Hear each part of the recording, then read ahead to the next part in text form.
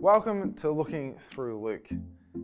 Thanks for joining with me as we walk through one of the biographies of Jesus written by Luke so that those who read it might know the truth and certainty of what it is that Jesus did and who Jesus is. This week we find the Pharisees still really concerned with this man Jesus who's intent on going his own way.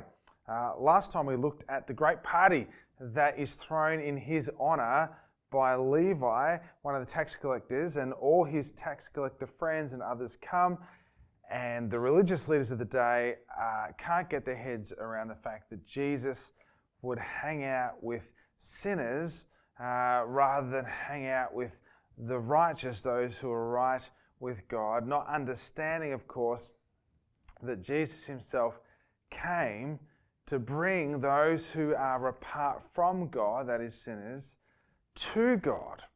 That's why he's here. That's what he's about. And in the context of that conversation, the Pharisees then say, and I'm reading from verse 33, they said to him, "John's disciples often fast and pray, and so do the disciples of the Pharisees, but yours go on eating and drinking."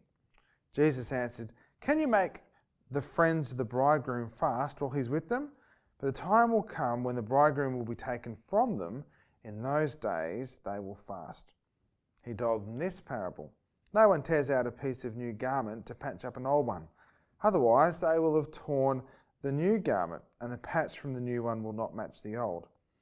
And no one pours new wine into old wineskins, otherwise the new wine will burst the skins. The wine will run out and the wineskins will be ruined. No new wine must be poured into new wineskins. And no one, after drinking old wine, wants the new, for they say the old is better." Well, I can't wait to get to that bit as someone who doesn't mind a glass of red. But here, the Pharisees actually draw out the fact that Jesus is still going his own way. Why do your disciples, why do those around you, why do they not fast? John's disciples, and remember John, Jesus' cousin, the one who prepared the way, his disciples fast and pray, two practices that are absolutely central to a relationship with God, to a faith community. The Pharisees, their disciples fast and pray. But Jesus' disciples go on eating and drinking. Now, I don't know about you, but there's a part of me that goes, well, I know whose disciples I'd rather be, right? Fasting and praying or eating and drinking. Give me eating and drinking. But one fasted in order to spend focused time with God. It's a really good practice. In fact, it's a good practice today. A lot of people will tell you of the benefits, the physical benefits of intermittent fasting. There's a number of diets now that include it.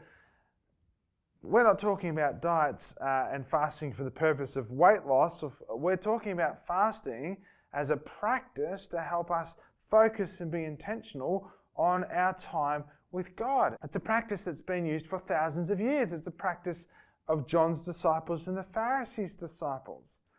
And Jesus doesn't reject fasting. He doesn't say they shouldn't do it. Rather, he offers a caveat or an explanation as to why his disciples don't fast in the present moment. He says, "Can you make friends of the bridegroom fast while he's with them? But the time will come when the bridegroom will be taken from them. In those days they will fast." So Jesus uses the illustration here of a wedding. You don't fast when you're with the groom. I don't know about anyone watching. When I got married, my parent-in-laws, who I love very much, they told me in no uncertainty that the wedding was about the bride, about their daughter, and about them.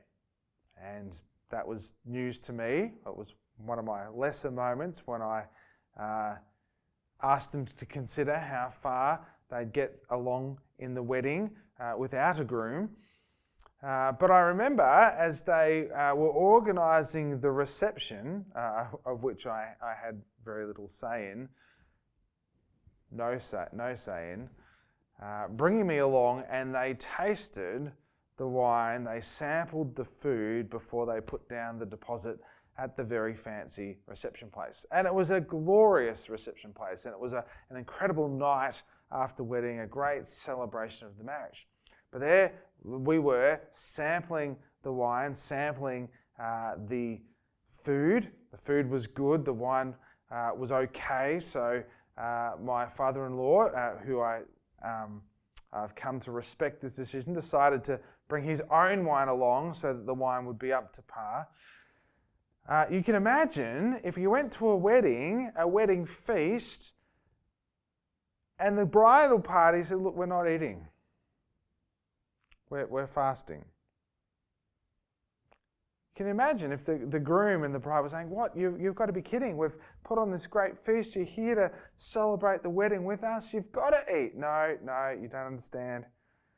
I follow the 18:6, and sadly, I'm fasting now. But if you want to put some in a doggy bag for me, I'll take it home and I'll have it at lunchtime. Doesn't work like that, does it? You'd be crazy. You go, no, of course we're going to eat with you. We're going to celebrate together. Well, Jesus is making the point. He's the groom. He's the long-awaited Messiah, the one that people have been longing for, searching for, the one that God promised, and he's here. So now's the time for joy, for celebration, for making the most of it, says Jesus, because there will come a time when the bridegroom will be taken from them. And in those days, they will fast. Jesus then goes on to explain what he's saying by giving a couple of pictures. No one tears a piece out of a new garment to patch an old one, otherwise they'll have torn the new garment, and the patch from the new will not match the old.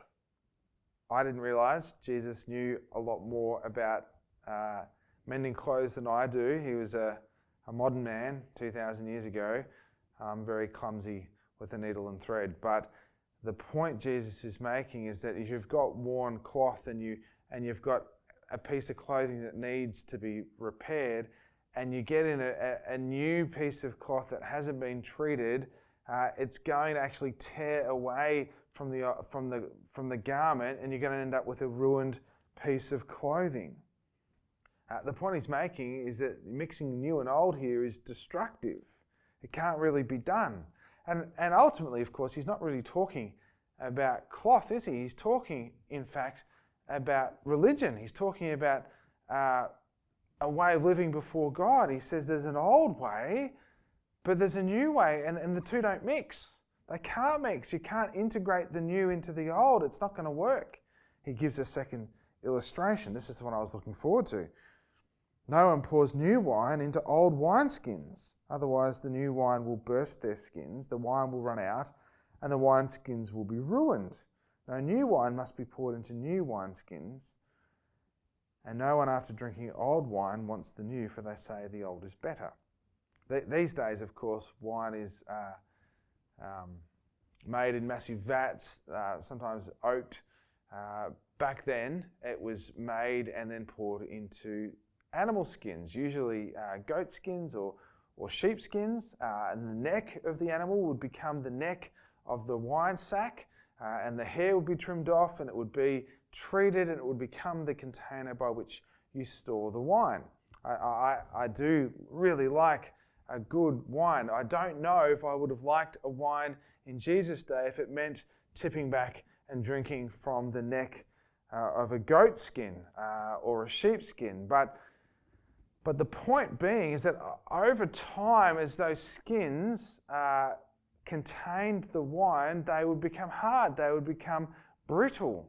And we all know that new wine is oxidizing, and there's a whole heap of chemical reactions going on, and it expands. And Jesus' point is simple. You put new wine in a brittle, hard skin that's been used before, it's going to burst, you're going to lose the wine. It's a travesty for everyone. And you don't do it.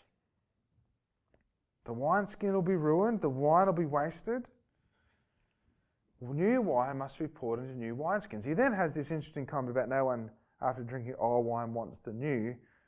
And the point that Jesus is making is the same with the first picture. There's a lack of continuity between the Jewish religion as is functioning and understood and practiced in Jesus' day with what Jesus is bringing in, with what Jesus represents, a new way. So the good news of Jesus, the gospel, is a new way. The way to God is through Jesus. That's a new thing, right? If you've been in church a long time and you're watching this, you go, well, I grew up with that. But this is a paradigm shift for the Jewish people, for the people of God, for God's chosen people who have faithfully followed God, not so faithfully if you've read the Old Testament, living in a certain way because God has given them the law and said, this is how I want you to live. And now Jesus is coming and he is God. And he says there's a new way to God. It's through me. And we can't mix the old and the new. It's not going to work. I don't fit into that old paradigm. Jesus says I am a wineskin bursting, cloth tearing, paradigm shattering, worldview wrecking new thing. I am the way to God. On the other side, 2,000 years later, we look at our religious institutions, our churches, our practices, our rituals, and so often things that have had great depth and meaning have had the very life sucked out of them, and they've become dry and empty. Don't judge Jesus and the new life that he brings and what he's come to do to bring people who are apart from God to God by an institution that's been stripped of its life and vitality. And of course, that's not all churches. There are many churches where communities gather together and you see the life of God in and through them. But sometimes you'll come across churches, buildings, relics that are for all intents and purposes look dead. And that's the closest equivalent that we have to what Jesus is saying here. The way to God isn't through ritual. It isn't through tradition, even though those things have value. The way to God is through Jesus. So don't judge Jesus and whether or not he is life and life is in him by the experience of religion. Discover what true religion is by allowing Jesus to bring you to God. Hope that's helpful. Can't wait to catch you next time. See ya.